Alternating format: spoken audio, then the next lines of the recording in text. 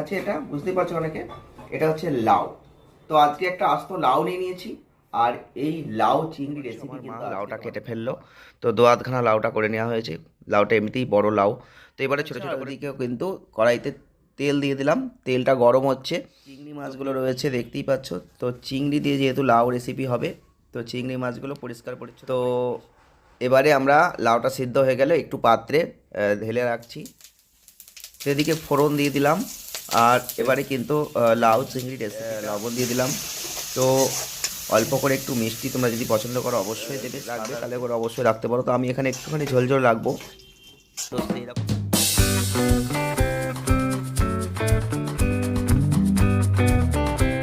চলে এলাম আজকে একটা নতুন রেসিপি নিয়ে। তো তোমরা অবশ্যই আজকে রেসিপিটা পুরো দেখবে, কারণ আজকে আমি নিয়ে চলে এসেছি যে জিনিসটা দেখতেই পাচ্ছ। এই হচ্ছে কি আছে এটা বুঝতেই পারছো অনেকে, এটা হচ্ছে লাউ। তো আজকে একটা আস্ত লাউ নিয়ে নিয়েছি, আর এই লাউ চিংড়ি রেসিপি কিন্তু আজকে তোমাদের দেখাবো আজকের ভিডিওই। তো অবশ্যই আজকের ভিডিওটি যদি পুরো দেখো, তাহলে এই লাউ চিংড়ি রেসিপি কি করে বানাবে সেটা কিন্তু তোমরা বুঝতে পারবে। তো ভিডিওটি প্রথম থেকে শেষ অবধি দেখার চেষ্টা করবে, তাহলে এই লাউ চিংড়ি রেসিপিটা কিন্তু তোমাদের কাছে একদম ক্লিয়ার হয়ে যাবে কি করে বানাতে হয়। তো আস্ত লাউ দেখতেই পাচ্ছ, 1.5 কেজির জন্য একটা বড় লাউ নিয়ে নিয়েছি। তো এই লাউটা কিন্তু আজকে চিংড়ি দিয়ে রেসিপি করব। তো তোমরা অবশ্যই ভিডিওটি পুরো দেখো, তার জন্য লাউটা প্রথমে কেটে নিতে হবে, আর চিংড়িটা তোমাদের দেখিয়ে দিই। চলো আজকের ভিডিওটা শুরু করা যাক।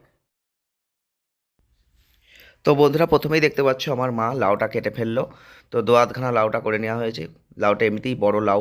তো এবারে ছোটো ছোটো করে পিস করে করে কেটে নিতে হবে। তো দেখতেই পাচ্ছ ছোটো ছোটো করে পিস করে আমাদের একদম কাটা হয়ে গেছে।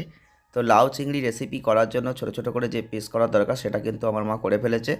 তো এবারে যেটা করবো সেটা হচ্ছে জলে দিয়ে দিয়েছি, কারণ ধুতে হবে ভালো করে, কারণ সমস্ত সবজি ধুয়ে খেতে হয়। তো ধুয়ে নেওয়া হয়ে গেছে, আর ওদিকেও কিন্তু কড়াইতে তেল দিয়ে দিলাম। তেলটা গরম হচ্ছে।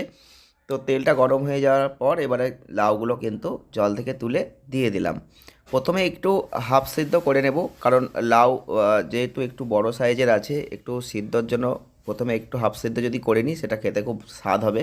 তো হাফ সিদ্ধ করতে দিয়ে দিয়েছি। তো কড়াইতে দেখতেই পাচ্ছ তেলে দিয়ে একটু নাড়াচাড়া করে নিলাম। তো এখান থেকে জল বেরোবে, চাপা দিয়ে দিলাম। তো এদিকে চিংড়ি মাছগুলো রয়েছে দেখতেই পাচ্ছ। তো চিংড়ি দিয়ে যেহেতু লাউ রেসিপি হবে, তো চিংড়ি মাছগুলো পরিষ্কার পরিচ্ছন্ন করে একটি ডিশে রেখে দিয়েছি। আর এদিকে লাউটা দেখতেই পাচ্ছ জল বেরিয়ে গেছে, সিদ্ধ হচ্ছে।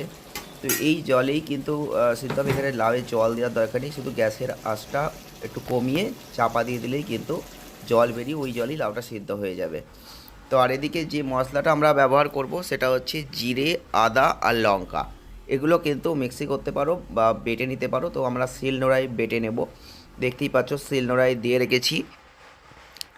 তো এবারে আমরা লাউটা সিদ্ধ হয়ে গেলে একটু পাত্রে ঢেলে রাখছি, কারণ এবারে লাউটা কিন্তু আসল কাজ শুরু হবে। ফোড়ন দিতে হবে, আগে মাছ ভাজতে হবে। তো চিংড়ি মাছগুলো প্রথমে কড়াইতে আগে ভেজে নিচ্ছি।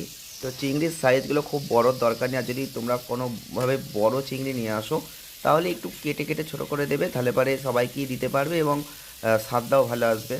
তো এখানে ছোটো ছোটো চিংড়ি যেহেতু নিয়েছি, সেহেতু এখানে কাটার দরকার নেই, এখানে আস্তে আস্তে চিংড়ি কিন্তু লাউয়ের মধ্যে আমরা দিয়ে দেবো।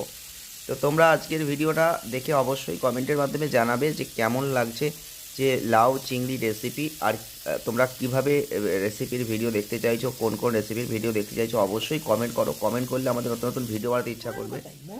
মৌরি ফোড়ন, লঙ্কা ফোড়ন, তেজপাতা ফোড়ন, আর এগুলো জিরে বাটা।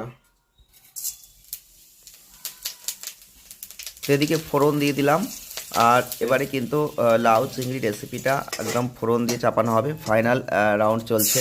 তো মশলাটা দিয়ে প্রথমে গ্রেভিটা একটা ভালো করে তৈরি করে নিতে হবে, কারণ মশলাটা তেলে দিয়ে যদি আমরা নেড়াচেড়ে করি তাহলে পরে কিন্তু মশলাটা ভাজা ভাজা করে নিয়ে করলে এই মশলার গন্ধ লাগবে না। অনেকেই আছে যে রান্না করা হয়তো মশলাটা না ভেজে নিয়ে, এইভাবে ভেজে যদি না নিয়ে এমনি যদি ঢেলে দাও একসাথে সব, তাহলে কিন্তু এই মশলার গন্ধ লাগবে। এদিকে কাশ্মীরি লঙ্কার গুঁড়ো দিয়ে দিলাম কালারিংয়ের জন্য, ধনিয়া পাউডার দিয়ে দিলাম, আর জিরে তো বেটে দিয়েছি, জিরের গুঁড়ো আর দেবো না এখানে।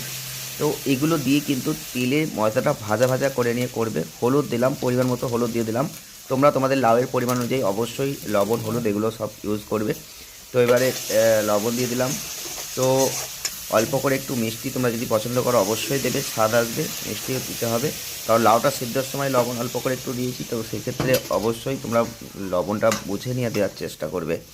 তো দেখতেই পাচ্ছ লাউটা এবার ঢেলে দিয়েছি, আর এবারে ভালো করে নাড়াচাড়া করব, কারণ এখানে আর জল লাগবে না। তো এই মধ্যেই কিন্তু অলরেডি লাউটা হাফ সিদ্ধ হয়ে আছে, আর বাকিটা কিন্তু এখান থেকেই হয়ে যাবে। এবার চিংড়ি মাছগুলোও দিয়ে দিলাম, কারণ হচ্ছে এবারে ভালো করে একসাথে নাড়াচাড়া করব। আর খুব যে শুকনো শুকনো হবে তা নয়, এটা তোমাদের নিজস্ব ইচ্ছা। অনেকেই আছো যে শুকনো শুকনো করে খেতে চাও, তো সেই ক্ষেত্রে একটু গায়ে মাখা টাইপের করতে পারো। আর যদি মনে করো একটু রস রাখবে, তাহলে করে অবশ্যই রাখতে পারো। তো আমি এখানে একটুখানি ঝোল ঝোল রাখবো, তো সেই রকমই তোমাদের দেখাবো। তো সেই অনুযায়ী তোমরা জলটা এখানে দেখবে, দেখে নিয়ে অবশ্যই দেওয়ার চেষ্টা করবে। তো দেখতেই পাচ্ছ চিংড়ি মোটামুটি ফুটে উঠছে, চিংড়ি দেখাও যাচ্ছে। তো আমাদের কিন্তু এবার একটু গরম মশলা অল্প করে ছড়িয়ে দিলাম, কারণ আমাদের লাউ চিংড়ি রেসিপি কিন্তু একদম শেষ রাউন্ড, শেষ টাইমে চলে এসেছে, মানে একদম রেডি বলতে পারো। তো তোমরাও কিন্তু এইভাবে বাড়িতে সুন্দর লাউ চিংড়ি রেসিপি সকলকে করে খাইয়ে একদম তাক লাগিয়ে দিতে পারো। তো ভিডিওটি কেমন লাগলো অবশ্যই কমেন্টের মাধ্যমে জানিও, আর লাইক করো, শেয়ার করো, চ্যানেলটিকে সাবস্ক্রাইব করে রাখো। এরকম নতুন নতুন ভিডিও খুব শিগগিরই আবার আসতে থাকবে।